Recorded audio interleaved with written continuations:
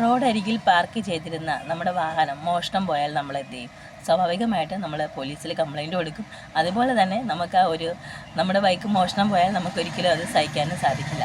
എന്നാൽ മോഷണം പോയ ബൈക്ക് സ്വയം കണ്ടെത്തിയിരിക്കുകയാണ് തിരുവനന്തപുരം സ്വദേശി അമൽ സജീവും കൂട്ടുകാരും. അപ്പോൾ അമലിൻ്റെ ബൈക്ക് പാർക്ക് ചെയ്തിരിക്കുകയായിരുന്നു. ആ ബൈക്കിൻ്റെ പൂട്ട് പൊളിച്ചാണ് കള്ളന്മാർ 2-ാം തീയതി രാത്രി എടുത്തുകൊണ്ട് പോയത്. അപ്പോൾ അവർ അതിൻ്റെ CCTV ദൃശ്യങ്ങളൊക്കെ പോലീസിന് കൈമാറിയിരുന്നു.